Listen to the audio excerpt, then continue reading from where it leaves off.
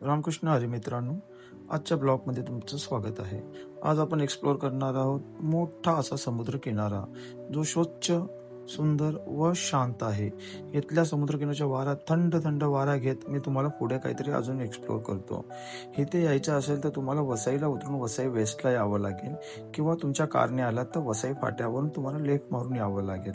हा समुद्र किनारा खूप मोठा, खूप सुंदर आणि स्वच्छ आहे. हा झिरो क्राउडेबल आहे.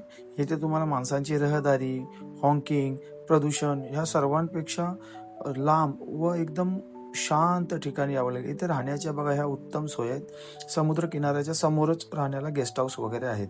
तुम्हाला अफोर्डेबल होईल तसं तुम्ही तिथे घेऊ शकता.